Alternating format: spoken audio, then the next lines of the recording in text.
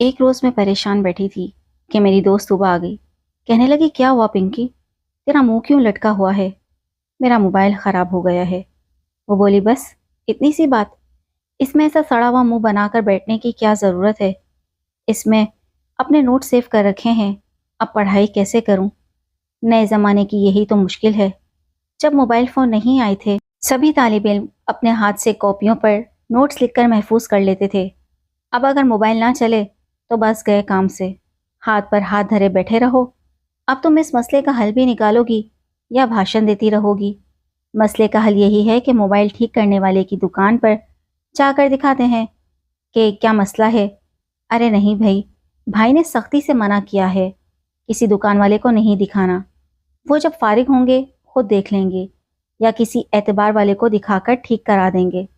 चलो तो फिर इंतज़ार कर लो। कैसे कर लो इंतज़ार, कल टेस्ट है। अच्छा, तो फिर मेरे घर चलो, कोई मामूली मसला होगा, मेरे भाई को ये फ़ोन ठीक करना आते हैं। हम एक दूसरे के घर आते जाते थे। मैंने सोचा कि घर के ये ठीक रहेगा, परेशान बैठे रहने से बेहतर है कि इसके भाई को दिखा दूं, शायद वो मेरा फ़ोन ठीक कर दें। मैं इसके घर चली गई, जो ज़्यादा दूर नहीं था। इत्तेफाक से इसका भाई जाहिद घर पर मौजूद था। इससे मेरा फ़ोन देखा और बोला, इसमें कोई ख़राबी नहीं, बस ये लॉक हो गया है। तभी 1 मिनट में उसने सही कर दिया। दरअसल ये मोबाइल मेरे भाई ने इन्हीं दिनों दिया था। इससे पहले मेरे पास कोई मोबाइल नहीं था, लिहाजा मैं उसको ऑपरेट करने से नावाकिफ़ थी। मैं बहुत खुश हुई कि मेरा मसला तूबा ने 1 सेकंड में हल करा दिया था। मैं इतनी देर से टेंशन में मुब्तला रही थी। जाहिद से मेरी ये पहली मुलाकात नहीं थी। जब मैं इनके घर जाती तो अक्सर इससे आमना सामना हो जाता था। जाहिद हमसे बड़े होने के नाते अपने बड़ेपन में रहते और मैं भी दूर से सलाम करके आगे बढ़ जाती। पहली बार फ़ोन की वजह से हमें एक दूसरे से बात करने का मौका मिला था। खैर, उस बात को चंद दिन गुजरे थे कि एक दिन तूबा हमारे घर आई और यूं ही मजाक में कहने लगी, अगर तुम मेरे भाई को पसंद कर लो और मेरी भाभी बन जाओ तो फिर हमें कोई जुदा ना कर सकेगा। मैं तूबा का मुंह तकने लगी तो वो बोली, ऐसे क्यों तक रही हो? क्या मैंने कोई बुरी बात कह दी है? तूबा प्लीज़ ऐसा मजाक ना करो जो हमारी प्यारी दोस्ती पर शोला बनकर लपक जाए। तुम जानती हो मेरी मंगनी हो चुकी है और इस मंगनी में मेरी अपनी पसंद और रजा का भी दखल है। ये मंगनी टूट भी तो सकती है। मेरे भैया तुमको इस कदर चाहने लगे हैं, तुमको याद करके ठंडी आहें भरने लगते हैं। जब से इनको तुम्हारी मंगनी का बताया है वो बहुत अफसुर्दा रहने लगे हैं। मुझसे तो अपने भाई की ये हालत नहीं देखी जाती। तुम ऐसी बातों से बाज रहो। मैंने उसको समझाया, तुम्हारा भाई शादीशुदा है और अपनी बीवी को तलाक दे चुका है, भला इसका मेरा क्या जोड़? वो झट से बोली, तलाक दे चुका है तो क्या? ऐसे तो कई वाकयात हो जाते हैं। जाहिद अच्छी शक्ल का है, जवान है और दौलतमंद भी, इसमें कोई कमी नहीं। तुम्हें और क्या चाहिए? तभी मैंने उसको डांट दिया। तब वो चुप हो गई। मैंने इसे ये भी धमकी दी कि अगर इसने दोबारा ये बात मुंह से निकाली तो यकीनन हमारी दोस्ती हमेशा के लिए ख़त्म हो जाएगी। तभी वो मुझसे नाराज़ हो गई। काफ़ी दिन मैं इसके लिए उदास रही।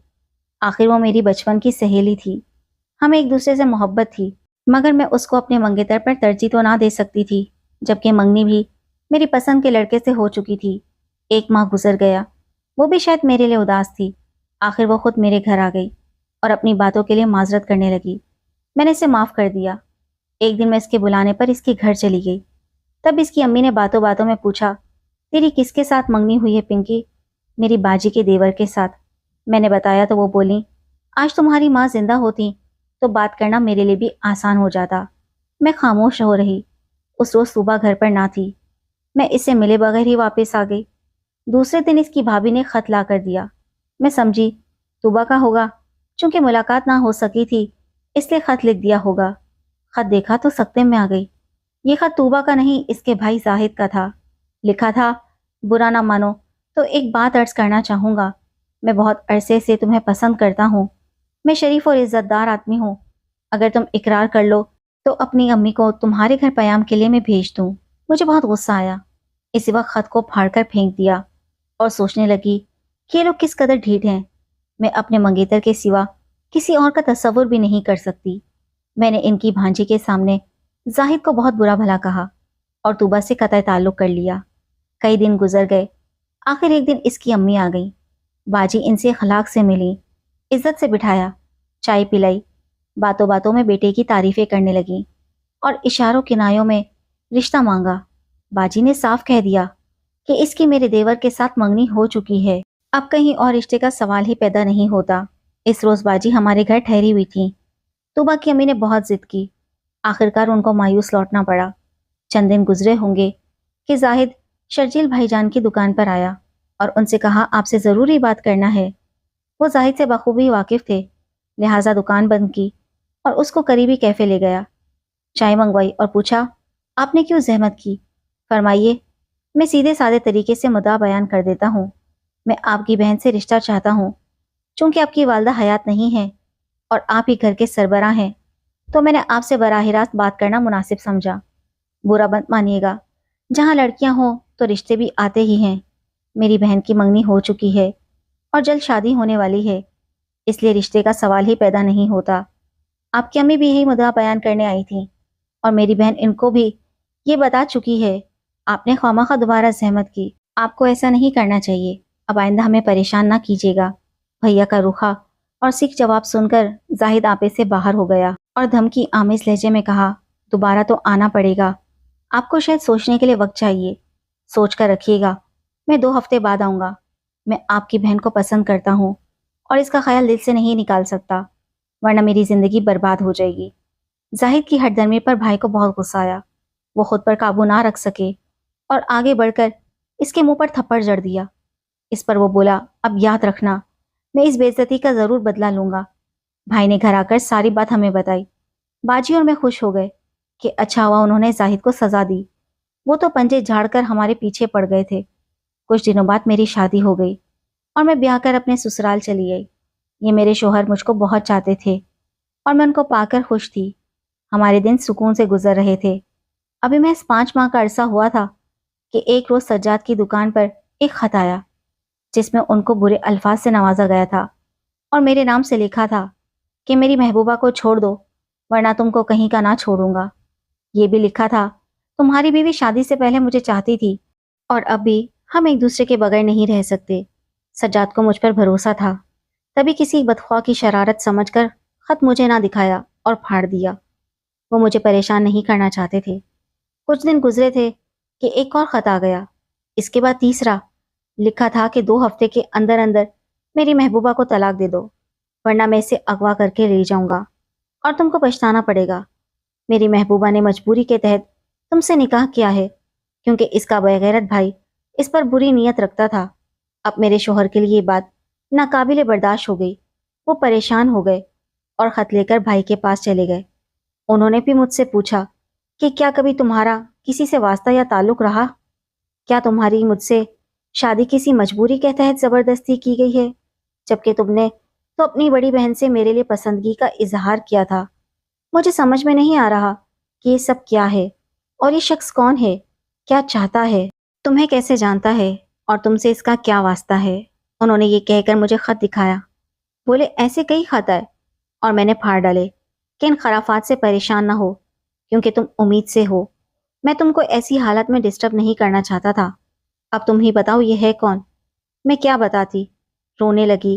کہا آپ مجھ پر یقین کریں، میں بے قصور ہوں، یہ کسی کی سازش لگتی ہے۔ بولے میں جاننا چاہتا ہوں یہ ہے کون جو تم کو جانتا ہے اور بیٹھے بیٹھائے اس نے سازش سوچی ہے؟ کچھ تو یاد کرو۔ میں جان گئی تھی کہ سوائے طوبا کے بھائی کے اور کوئی نہیں ہو سکتا۔ میں نے ان کو بتایا مجھے لگتا ہے کہ یہ میری سہیلی طوبا کا بھائی ہو سکتا ہے۔ پھر میں نے ان کو تمام رام کہانی سنا دی۔ میں رو رہی تھی، میں سچی تھی، اس لیے میری باتوں میں اثر تھا۔ انہوں نے کہا ٹھیک ہے، میں تم کو بے قصور مانتا ہوں مگر اس سلسلے کو بند ہونا چاہیے۔ میں اس پریشانی کو کب تک جھیلوں گا؟ ایک لمحے کو سوچو اگر کوئی لڑکی میری محبوبہ بن کر تم کو خط لکھتی تو تمہاری کیا حالت ہوگی؟ خدا نہ کرے جو میں ایسی مصیبت میں گرفتار ہو جاؤں۔ آپ میرے بھائی کو یہ خط دکھائیے، وہی اس کا توڑ کریں گے۔ سجاد فوراً ہی میرے مائکے چلے گئے۔ بھائی اسی وقت دکان سے آئے تھے، ان کو یہ خط دکھایا، بس پھر کیا تھا، قیامت ہی آ گئی۔ خط پڑھتے ہی میرے بھائی کا خون کھول اٹھا۔ وہ سجاد سے بولے تم گھر جاؤ، میں اس خط لکھنے والے شخص اور اپنی بہن کی بے گناہی سے آگاہ ہوں۔ پنکی بے قصور ہے اور یہ ہمارا خبیث محلے دار ہے۔ یہ ہمیں اس وجہ سے بلیک میل کر رہا ہے کہ میں نے اسے رشتہ نہیں دیا۔ یہ ایک شادی شدہ آدمی ہے اور बीवी को तलाक दे चुका है। भाई के तेवर देखकर सज्जाद डर गए। अंदाजा कर लिया कि वो कोई हल्का कदम उठाने वाले नहीं बल्कि कुछ बुरा करने वाले हैं। ताहम वो मेरे तहफ़्फ़ुज़ के ख्याल से घर आ गए कि मैं घर में अकेली थी। 1 घंटा गुजरा था सज्जाद को घर आए कि भाभी ने फ़ोन किया। वो रो पीट रही थी कि गज़ब हो गया। खुदा जाने सज्जाद कैसा खत भाई को पकड़ा गया है कि इन्होंने रिवॉल्वर निकाला और जाकर जाहिद का खून कर दिया। जो चौक पर खड़ा हुआ था वो वहीं गिरकर ढेर हो गया। पुलिस भाई को पकड़ कर ले गई है। ये सुनकर मैंने और सज्जाद ने दिल थाम लिया। बोले, काश मैं खुद इस आदमी से बात कर लेता और भाई शर्जील को खत ना देता। मालूम ना था कि वो इससे मिलकर अपने लिए फांसी का सामान कर लेंगे।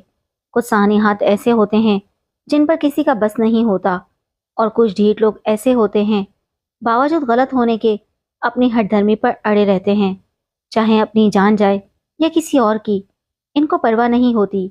ए काश मैं सहेली की बातों में आकर अपना मोबाइल फ़ोन ठीक कराने को इसके भाई के पास ना जाती, अपने भाई के आ जाने का इंतज़ार कर लेती। जल्दबाजी बाज़ औक़ात बड़े अलमिया से दो चार कर देती है। मेरे साथ भी ऐसा ही हुआ।